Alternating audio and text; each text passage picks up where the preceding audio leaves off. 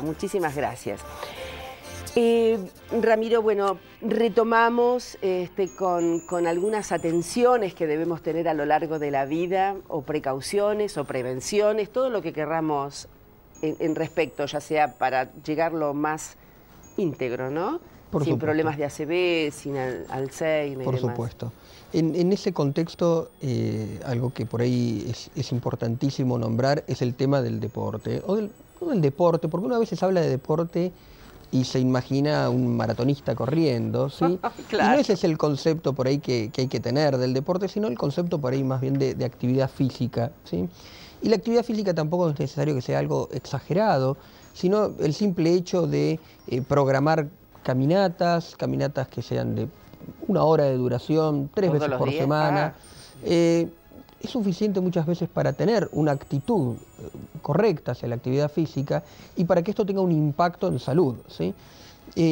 Aunque puedan caminar poco, que la gente mayor que diga, pero yo camino con el bastón o yo camino muy lento, no importa, pero que camine. No importa. Y si no pueden caminar, el buscar por ahí medios de ejercicio, aunque sea con los brazos, el realizar movimientos. Natalia enseña mucho esto, bueno, exactamente. Eso es muy importante porque realmente hay muchas personas que por ahí, por algún problema, ya sea problemas óseos, problemas articulares, no pueden caminar demasiado. Bueno, tienen que buscar la manera de realizar algún tipo de actividad física. Hoy en día la cantidad de cosas que se pueden hacer son muchas, hay mucha oferta en esto, incluso actividades en el agua, actividades de relajación, el hacer yoga, hay muchas cosas que uno puede hacer y que traen provecho y que son consideradas como una actividad física, por lo menos para la medicina, y que traen un provecho preventivo a lo largo de la vida.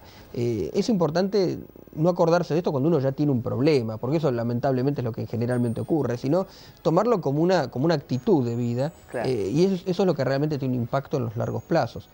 Hay algo que es muy interesante y es que, volviendo al tema del Alzheimer, vemos que en los últimos años ha habido un cambio, particularmente en el último par de años, ¿sí? Algo bastante reciente.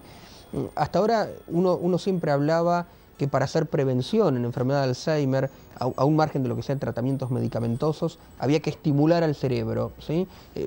No sé, leer, estudiar, relacionarse con otras personas. Palabras cruzadas. Palabras cruzadas.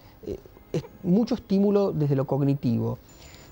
Y hace un par de años empezó a crecer cada vez más la cantidad de estudios que avalaban al deporte y a la actividad física como medio preventivo para prevenir enfermedad de Alzheimer, a tal punto que hoy en día se sabe que es mayor la protección que ejerce el deporte y la actividad física que la actividad cognitiva en sí, ¿sí?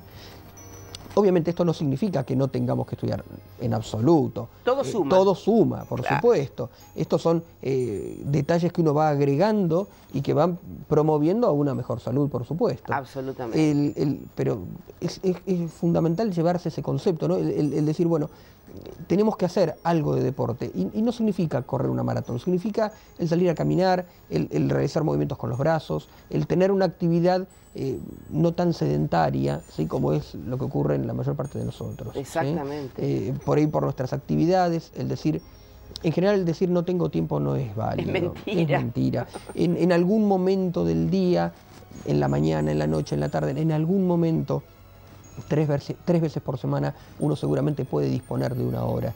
Y esa hora va a ser fundamental porque va a tener un impacto en la calidad de salud muy grande, va a mejorar el descansar nocturno, es decir, el impacto que va a tener va a ser descomunal. Por eso el valor que tiene el agregar ejercicio, por supuesto, es fundamental.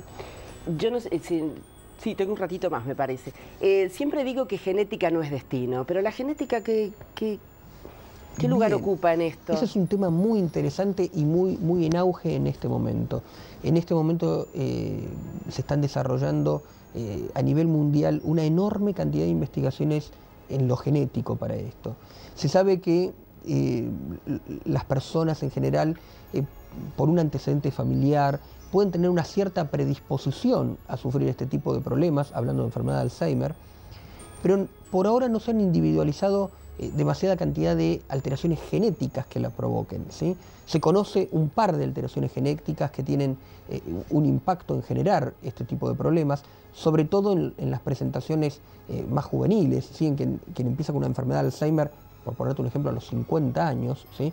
Una presentación totalmente atípica, bueno, allí el peso genético en general suele ser alto. Uno allí encuentra alguna alteración genética que está relacionada con ese problema.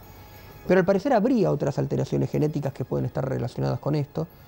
Y es interesante acotar que hoy en día se está desarrollando en la Argentina justamente un estudio muy interesante, en el cual en el centro donde yo trabajo estamos participando en esto, que va a empezar a reclutar pacientes con enfermedad de Alzheimer a los que se les va a tomar una muestra de sangre que es una gota de sangre que se pone en un papel secante, y sobre esa gota de sangre se van a hacer el testeo de aproximadamente 17 factores genéticos distintos para justamente detectar alteraciones que promuevan a sufrir una enfermedad de Alzheimer. ¿Eso cuando lo hagas va a ser para cualquier persona que se acerque o vos ya tenés un grupo que estás trabajando? Esto va a ser dedicado y orientado a detectar en los pacientes en los cuales ya uno tiene detectado un deterioro cognitivo y sospecha una enfermedad de Alzheimer, ver si en estos pacientes puntualmente hay alguna alteración genética que los diferencie, ¿sí? Obviamente esto va a estar acompañado de un grupo control que no va a tener este tipo de alteración para poder hacer una comparación y ver si hay diferencias en lo genético en los grupos que uno va a seleccionar con determinadas características de deterioro cognitivo que, bueno, van a ser útiles de ser investigadas, por supuesto. Qué fantástico. Bueno, después en el próximo bloque me gustaría saber algunas alarmas, ¿no? Para ir viendo si somos aquellos que empezamos a hacer los deberes y que nos empezamos a... No deberes, porque queda muy feo. Que nos empezamos a mimar y a cuidar, ¿no? Me parece empezar a ver algunas lucecitas rojas, no para asustarnos, sino para seguir ayudando, ¿verdad? Exacto.